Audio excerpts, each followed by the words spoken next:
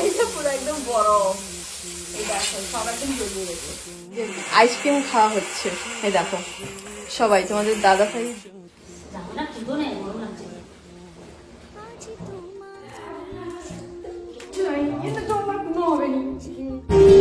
সবই লাগে যেন দুটি চোখে স্বপ্ন এখন তোমার ওই হাসিতে। আজকে সকাল থেকে তোমাদের দাদাভাই আর আমি দুজন এত পরিমাণে কাজে ব্যস্ত ছিলাম, ঠিকঠাক কিন্তু দুজনের কথাবার্তাই হয়নি। কোনো রকমে খাওয়া দাওয়া কমপ্লিট করে যে যার কাজে কিন্তু যে যার লেগে পড়েছিলাম। তোমাদের দাদাভাইয়ের কাজবাজ বলতে খুব একটা বেশি কিন্তু ও কাজবাজ করে না। এই মাঝে মধ্যে মাছ ধরতে যায় পুকুরে, না হলে কিন্তু প্রত্যেক দিন দুবেলা বা তিনবেলা করে জল আনতে যায়, খাওয়ার জল।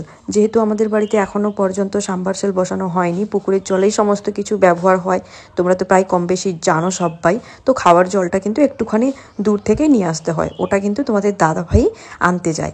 যাই হোক, আজকে কিন্তু সকালবেলাতে আমি সমস্ত কাজ কমপ্লিট করার পরে খাওয়া দাওয়া করে না স্নান করে নিয়েছিলাম। তো স্নান টান করে টুকটাক কয়েকটা জামা কাপড় ছিল, ব্লাউজ ছিল, সেগুলোকে ধুয়েছিলাম, সেগুলোকে রোদে দিয়ে সোজা কিন্তু এখন চলে এসেছে নিচে। আর নিচে এসে এই দেখো সবার প্রথমে কিন্তু গোলাপ জলটা মুখে লাগিয়ে নিলাম, যেহেতু এখন প্রচুর পরিমাণে গরম, একদমই কিন্তু কোনো কিছু ক্রিম হাতে পায়ে মুখে লাগানো যায় না, শুধুমাত্র গোলাপ জলটাই কিন্তু আমি মুখে লাগাই এখন আপাতত এই গরমের জন্য। আর যদি মুখে কোনো কিছু ক্রিম লাগিয়ে দিই তাহলে কিন্তু প্রচুর পরিমাণে ঘাম দিবে, ওই জন্যই কিন্তু আর মুখে কোনো কিছু ক্রিম লাগাই না।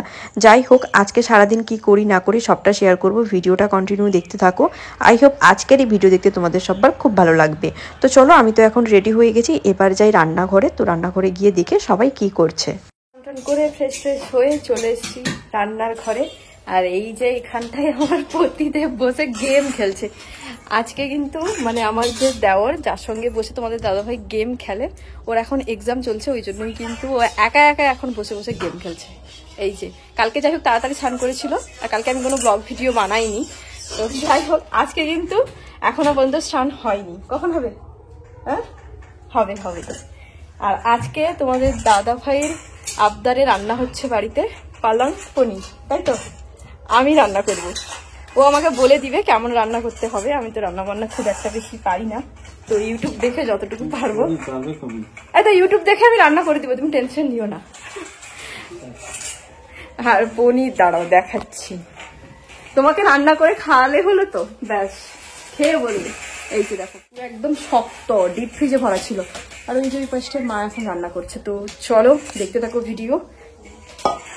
এখন পনিরটাকে বের করে রাখি, পুরো একদম এই যে বরফের মতন হয়ে গেছে, শক্ত, এত লাইট পড়ছে না, এই যে হালকা লেগে গেছে।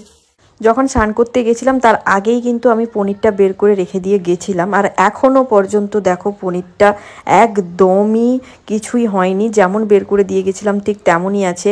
মানে তোমাদের দাদাভাই ডিপ ফ্রিজে ভরে দিয়েছিল তো পুরো একদম বরফের মতন শক্ত হয়ে গেছে। এখনও পর্যন্ত পনিরটা কেমনভাবে একটার গায়ে একটা লেগে আছে তোমরা নিজেরাই দেখো। আমি কিন্তু অনেক চেষ্টা করছিলাম ছাড়ানোর, বাট একদমই পাচ্ছিলাম না।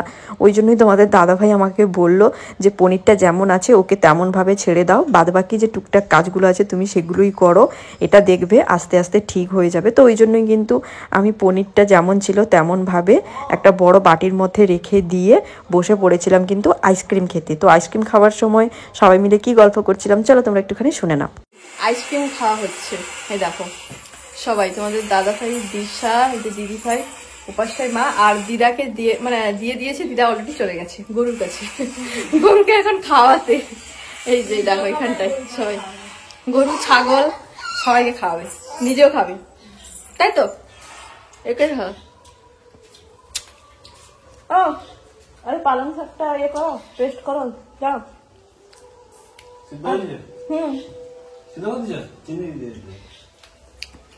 পেস্ট তো করো।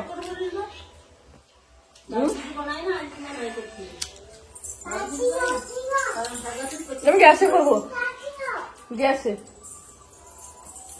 করবো না তো পুরি জ্বালাবে, আমি এমনি ঝাল ঢুকিতে পারিনি, জ্বালাবে একদম অবস্থা খারাপ। প্রথম প্রথম যখন রান্না করতাম তখন কিন্তু প্রচুর পরিমাণে ভয় লাগতো, কারণ রান্নাটা ঠিকঠাক হয়েছে নাকি, সবাই খেয়ে কী বলবে না বলবে এই সবই ভাবতাম। অনেক সময় কী করতাম বলো তো, আমার শাশুড়ি মাকে না দাঁড় করিয়ে রাখতাম, দিয়ে মাকে বলতাম যে তুমি থাকো, আমি রান্না করব, কতটা কি দিতে হবে না দিতে হবে তুমি আমাকে বলে দিবে, এরকম করতাম। আর সত্যি কথা বলতে কি এখন রান্নাবান্না করতে করতে এমন অভ্যেস হয়ে গেছে, নতুন নতুন কিন্তু রান্নাবান্নাগুলো ট্রাই করতে প্রচুর পরিমাণে ভালো লাগে। তাছাড়া তোমাদের দাদাভাই কিন্তু এবার বাড়িতে এসে আমাকে হাতে ধরে অনেক কিছুই রান্নাবান্না শিখিয়েছে। হয়তো সবটা আমি ভিডিওতে শেয়ার করতে পারিনি, কারণ সব দিন ব্লগ বানানো আমার পক্ষে সম্ভব হয়নি, ওই জন্যই। যাই হোক, যেহেতু আজ না হোক কাল বা কিছুদিন পরে তোমাদের দাদাভাইয়ের সঙ্গে আমাকে কোয়ার্টারে যেতে হবে, ওই জন্যই কিন্তু এবার বাড়িতে এসে তোমাদের দাদাভাই আমাকে অনেক কিছু রান্নাবান্না শিখিয়েছে নিজে দাঁড়িয়ে থেকে। আর আজকে কিন্তু পালং পনিরটা তোমাদের দাদাভাই আমাকে কিছুটা বলে দিয়েছিল, তাছাড়া আমি ফোন দেখে কিন্তু নিজের মতন করে পালং পনিরটা রান্না করছিলাম। আর যখন রান্না করছিলাম তখন কিন্তু তোমাদের দাদাভাইয়ের সঙ্গে আমার মারামারিও শুরু হয়ে গেছিলো, আর শাশুড়ি মাও কিন্তু এসছিল, দেখছিল ঠিকঠাকভাবে রান্না করছি কি করছি না, কেমন করছি না করছি ওই সব দেখার জন্য। আর তোমাদের দাদাভাইয়ের সঙ্গে কেমনভাবে আমার মারামারি হচ্ছিল চলো তোমরা একটুখানি দেখে নাও। আজ তোমায় নিয়ে শুরু হলো নতুন জীবন, সবই লাগে যেন দুটি চোখে স্বপ্ন এখন। আজ তোমায় নিয়ে শুরু হলো। পালং পনিরটা মোটামুটি ঠিকঠাকই হয়েছিল, শুধুমাত্র পালং শাকের পরিমাণটা একটু বেশি ছিল বলে কেমন একটা লাগছিল, না হলে কিন্তু টেস্ট মোটামুটি ঠিকঠাকই ছিল। আর এদিকটাই দেখো এখন কিন্তু বসে পড়েছি খেতে। মা কিন্তু পালিয়েছিল কাঁচকলা আলু আর বড়ি দিয়ে একটা তরকারি, ওইটা নিয়েছিলাম, আর কিন্তু ওই যে পালং পনিরটাই কিন্তু নিয়েছিলাম। তো খাওয়া দাওয়া কমপ্লিট করার পরে তোমাদের দাদাভাইকে আমি বলেছিলাম যে আজকে দুপুরবেলাতে তোমাকে ঘুমোতে হবে না, আজকে কিন্তু তুমি আমার ভিডিও বানিয়ে দিবে। তো ওই জন্যই কিন্তু এখন দেখো রেডি হচ্ছে। তোমাদের দাদাভাই কিন্তু আমাকে প্রতিবারের মতন এবারও হেল্প করে দিচ্ছে, রেডি হওয়ার সময় কিন্তু আমাকে হেল্প করে দেয়। আর তোমরা হয়তো ভাবো যে তোমাদের দাদাভাই প্রচুর পরিমাণে রাগী, ও কিন্তু মোটেও রাগী নয়, ও একটুখানি চুপচাপ থাকে। আর ওকে দেখলে অনেকেই বলে ভীষণ পরিমাণে রাগী গম্ভীর প্রকৃতির, অ্যাকচুয়ালি তেমনটা কিন্তু নয়। ওর যদি ফেস কাটিংটা ওই রকম হয় ওর কি করার আছে বলো। তোমাদের দাদাভাই কিন্তু প্রচুর পরিমাণে শান্তশিষ্ট, যারা পার্সোনালি ওর সঙ্গে মিশেছে ওরা কিন্তু ভালো করেই জানে তোমাদের দাদাভাই কেমন প্রকৃতির। যেহেতু এখন প্রচুর পরিমাণে গরম, ওই জন্যই কিন্তু অন্য কোনো শাড়ি আর পরিনি, সুতির শাড়ি একটা বের করে এই দেখো পরেছি। আর কানের দুলগুলো যেগুলো পরেছিলাম, রিং পরেছিলাম, ওইটা চেঞ্জ করে আমার যে দাদু মানে আমার বরের দাদু আমাকে যে বিয়ের সময় দিয়েছিল কানের দুল, ওটাই কিন্তু পরেছিলাম। আর এখন তোমাদের দাদাভাইকে বলছিলাম আমার চুলটা একটু ভালো করে আঁচড়ে দাও, তো ও হাত দিয়ে আঁচড়াচ্ছিল, তারপরে ওকে আমি বললাম যে চিরুনি দিয়ে ভালো করে আঁচড়ে দাও। তো যাই হোক চলো এখন রেডি সেডি হয়ে কয়েকটা রিলস বানিয়ে নিই, পরে তখন তোমাদের সঙ্গে আবার কথা হচ্ছে। করে রিলস বানানো হয়ে গেছে, আর একটা ভিডিও শুট ছিল ওটাও কিন্তু হয়ে গেছে। আর এই দেখো এখানটায় এই যে সব বসে গেছে গেম খেলতে, ও তো পরীক্ষা দিতে গেছিল, পরীক্ষা দিয়ে এসে এই দেখো এই যে বসে গেছে এখন গেম খেলতে। আর হয়েছে ও ফার্স্টটাই তোমাদের দাদাভাই সানটান কিছু করেনি, এখন এই যে বসে গেছে গেম খেলতে। ও বাবা মাইজিটাকে দেখিয়ে নিবে কি তোমাকে কয় নাকি স্কুল গানা। তো যাই হোক চলো দেখতে থাকো ভিডিওটা। একজন আমাকে কমেন্ট করেছে আমার বর চাকরি করে বলেই আমাকে আমার শ্বশুরবাড়িতে মহারানী করে রেখেছে, আমার বর যদি চাকরি না করতো তাহলে নাকি আমাকে আমার শ্বশুরবাড়িতে কেউ পাত্তা দিত না।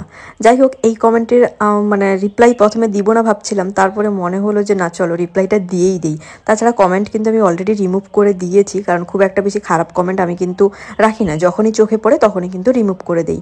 তো যে কমেন্ট করেছো তাকেই বলছি, তোমার যদি মনে হয় আমাকে আমার শ্বশুরবাড়িতে সবাই মাথায় করে রেখেছে বা মহারানী করে রেখেছে, হ্যাঁ নিশ্চয়ই আমি মহারানীর মতন কোনো কিছু কাজ করেছি বা মাথায় করে রাখার মতন কাজ করেছি বলেই আমাকে মাথায় করে রেখেছে, তাই না? যে আমাকে কমেন্ট করেছো তাকে একটা কথাই বলবো, যদি তুমি লোকের সুখ না সহ্য করতে পারো তাহলে কিন্তু নিজেও কোনোদিন সুখী হতে পারবে না। যাই হোক আমাকে কিন্তু একজন কমেন্ট করেছে আমি শ্বশুরবাড়িতে খুব একটা বেশি থাকি না, তাও কিন্তু যখন যে কটা দিন আমার শ্বশুরবাড়িতে থাকি তখন নাকি আমার জায়ের সঙ্গে আমার প্রচুর পরিমাণে সমস্যা হয়। সত্যি কিছু কিছু কমেন্ট দেখলে না আমার নিজেরই হাসি পায়, কী রিপ্লাই করব না করব নিজেও বুঝতে পারি না। যাই হোক তাকে একটা কথাই বলবো, আমার জায়ের সঙ্গে আমার কোনো রকমের কিচ্ছু সমস্যা নেই। আমি যে কটা দিন ওখানটায় থাকি সে কটা দিনই কিন্তু প্রচুর পরিমাণে মজা করে দিনগুলো কাটাই, আর যতটুকু পারি ভিডিওতে কিন্তু তোমাদের সঙ্গে সবটা শেয়ার করারও চেষ্টা করি, আর সোশ্যাল মিডিয়াতে কিন্তু সবটা শেয়ার করা যায় না। তো যাই হোক আমার কিন্তু ভিডিও বানানো হয়ে গেছিলো, তারপরে টুকটাক কয়েকটা জামা কাপড় ছিল সেগুলোকে ভাঁজ করে গুছিয়ে রেখে দিয়ে সোজা কিন্তু চলে এসেছিলাম রান্নার ঘরে। আর এই দেখো বসে পড়েছি এখন। রাতের বেলাতে রান্না হবে ডিম ঝোল, তার জন্যই কিন্তু ডিমগুলো সেদ্ধ করা ছিল সেগুলোই এখন খোসা ছাড়াতে বসে গেছি। আর তোমরা কিন্তু অনেকেই কমেন্ট করছিলে দিদিভাই এই ড্রেসটা তুমি কোথা থেকে নিয়েছো, লিঙ্ক দাও। এই ড্রেসটা কিন্তু আমি নিয়েছি মিশো থেকে, ডেসক্রিপশন বক্সের লিঙ্ক দিয়ে দিব। তো চলো আজকের ভিডিওটা এখানটাই শেষ করছি। যদি ভালো লাগে অবশ্যই like, comment, share and subscribe করে দিও। টাটা সবাইকে।